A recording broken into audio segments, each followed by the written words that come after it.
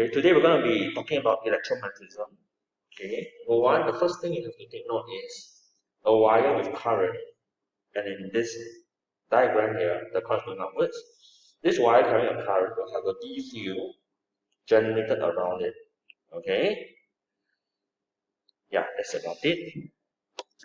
Now this D field, okay, is obtained by the right hand grip rule of the past experiment time.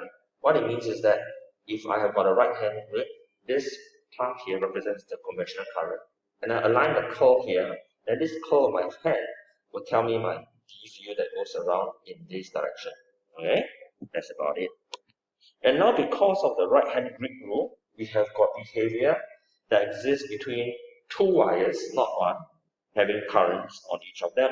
So if I got two currents going upwards in two wires, what this would result is that like currents attract, you end up with this phenomena where the current, okay, where the wires are going to be attracted to each other. They will cling towards each other, okay. This is what I'm trying to say. It will cling towards each other. That's attraction, okay. The reason, as explained in class is this. Using the right hand rule applied to the left wire, my magnetic field is going to go inside the board due to the left wire A. For wire B, the same reasoning that applies to wire A, same thing. The right hand grip rule when applied to wire B, you see that here behind, I've got field coming out, okay, and for wire A, it's going in. So this in field and the out field is going to cancel somewhere in the middle.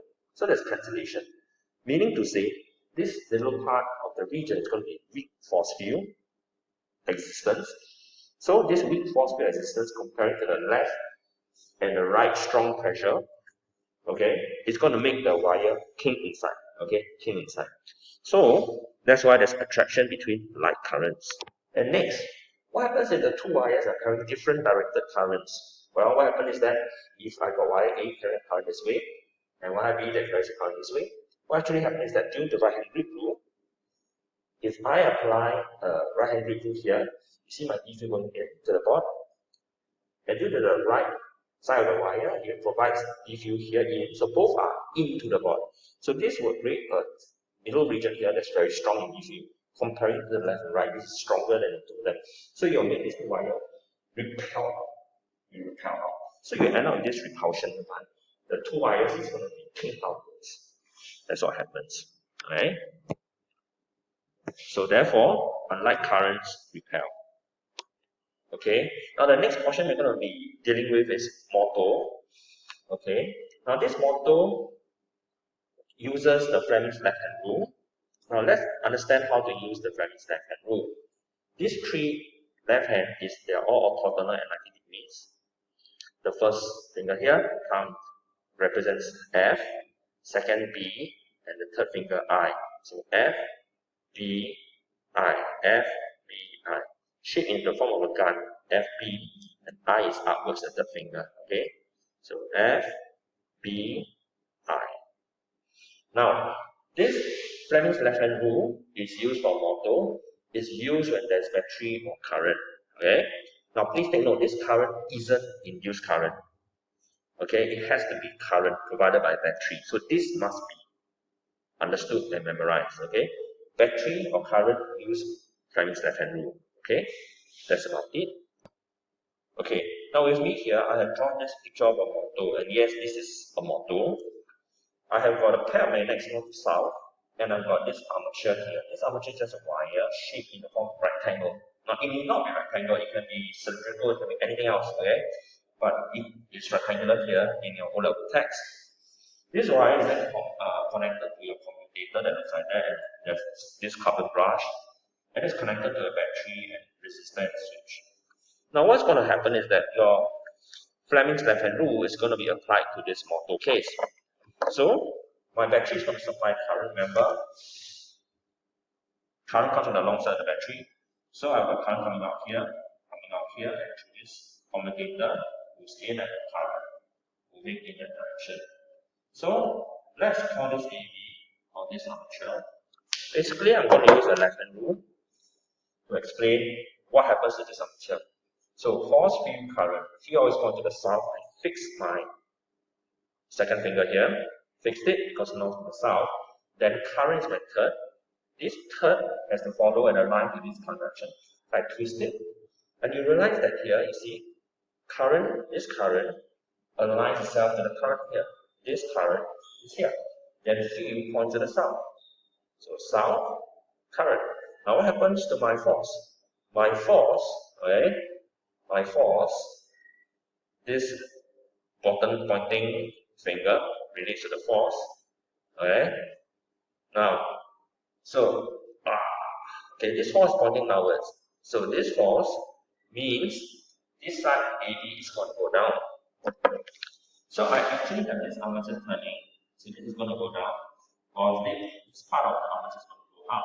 So it's going to rotate anti-clockwise. Okay? So this is going to be anti-clockwise rotation. Okay? So you need to notice how Fleming's left-hand rule is applied. But please take note, this Fleming's left-hand rule, FBI, is a shortcut. It's not an explanation. Okay, it's a shortcut. So, why is it that this Fleming's left-hand rule predicts that this armature is going to turn anti-clockwise? Well, the reason comes from the right-hand rule. This right-hand rule that you have learned. Okay. Well, let's start from the magnets. Same as this, I've drawn this north-south here, north-south here. You find that here, let's draw the magnetic field north to south. I will have magnetic field going from north to south of the magnet itself. Okay, and this is circling the path through. Let's look at the wire. This wire you know from previous section, this wire itself has a current and it will generate a B field. So the current goes in. And remember our notation, cross in dot out. This notation must be memorized. Cross in dot is out. Okay. Now this crossing dot out is applied here. So my current is going in. So this has to be cross. Now if this is a cross, using your right hand rule, you go in. You will generate a B field going around this way, clockwise. So I have to draw a B field here clockwise. So this B field due to this wire, okay, let's check, goes in clockwise. Now there's a problem, you see.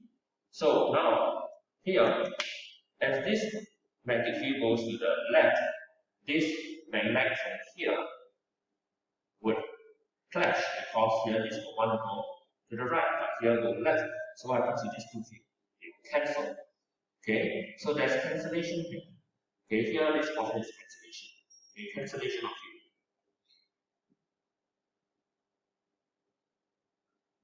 Okay, so no more field. But what happens to the strong part? Sorry, what happens to the part above? Well, this part goes up, not a problem. But at this portion, it's going to go to the right. It goes to the right.